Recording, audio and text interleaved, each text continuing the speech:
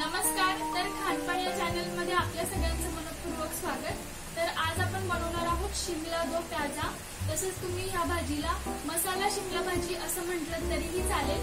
तर चला आता आपण रेसिपीकडे जाऊया। तर आता इथे मी कढई ठेवली आहे गॅसवर गरम करायला। त्यानंतर आपल्याला घालायचे तेल। तर कढई आधी व्यवस्थित गरम करून घेऊया। आता मी तेल घालते, साधारण 4 ते 5 पळ्या मी यात तेल घालणार आहे।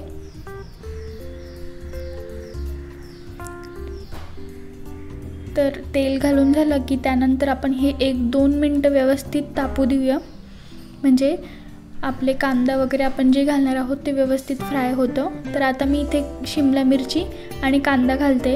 तर मी साधारण 2 शिमला मिरची आणि 1 कांदा घेतलाय आणि हे चौकोनी आकारात कापून घेतलंय। हे व्यवस्थित परतून घ्यायचं आहे। 1-2-3 मिनिटं परतल्यानंतर हे आपण प्लेटमध्ये काढून घेऊया। त्यानंतर त्याच तेलात आपल्याला घालायचे कांदा। तर मी इथे उभा चिरलेला कांदा घालतेय, साधारण 2 मीडियम आकाराचे कांदे इथे घातलेत। कांदा आपल्याला गोल्डन ब्राउन कलर होईपर्यंत परतून घ्यायचा आहे, तुम्ही बघू शकता। त्यानंतर यात आपण घालणार आहोत टोमॅटो। तर मी साधारण 1 मोठा टोमॅटो घेतलाय आणि टोमॅटो आपल्याला व्यवस्थित परतून घ्यायचा आहे स्मूथ होईपर्यंत।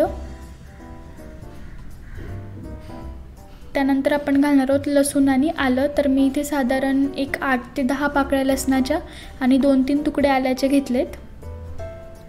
आता हे आपल्याला व्यवस्थित परतून घ्यायचं आहे आणि त्यानंतर आपण हे काढून घेणार आहोत मिक्सरच्या भांड्यात आणि हे मिश्रण वाटून घेणार आहोत। तर मी आता इथे हे काढून घेते। हे व्यवस्थित परतलं गेलं आहे। टोमॅटो पण आपला एकदम स्मूथ झाला आहे।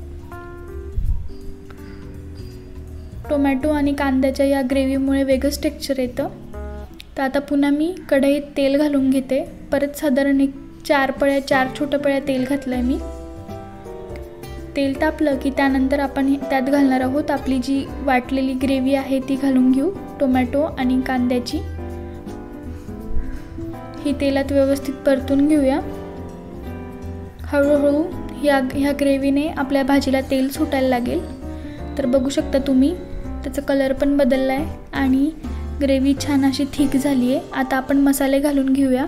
तर मी इथे 2 मोठे चमचे लाल तिखट घालते, 1 चमचा हळद घालते, त्यानंतर 1 मोठा चमचा धना पावडर आणि 1 चमचा गरम मसाला। आता आधी आपण हे मसाले एकत्र करून घेऊया ग्रेव्हीमध्ये। तर मी आता हे मसाले एकत्र करून घेते व्यवस्थित। आता बघा भाजीचा कलर परत चेंज झाला आहे आणि हे आपल्याला हलवत राहायचं आहे, कारण मसाले घातलेत आपण तर ते खाली लागण्याची शक्यता असते, म्हणून आपल्याला हे जरा हलवत राहायचं आहे। मसाले एकत्र झाले की त्यानंतर आपण घालून घेऊया मीठ। तर मी इथे 2 चमचे मीठ घालते, तुम्ही तुमच्या अंदाजानुसार घालावं।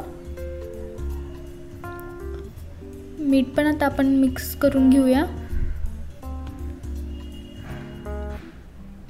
मीठ मिक्स झालं की त्यानंतर आपण घालणार आहोत शिमला मिरची आणि कांदा।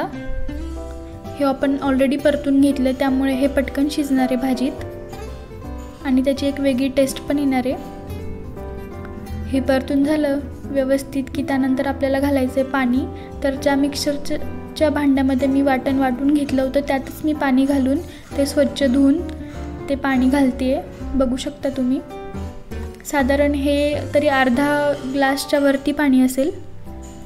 आता भाजी आपली छान उकळली आहे आणि तिला तेलही सुटलं आहे, तुम्ही बघू शकता। आता मी घालते कोथिंबीर आणि आपली भाजी रेडी आहे। आता आपण सर्व करून घेऊया। तर तुम्ही बघू शकता आपल्या भाजीला एकदम छान कलर आला आहे, टेक्स्चर आलं आहे।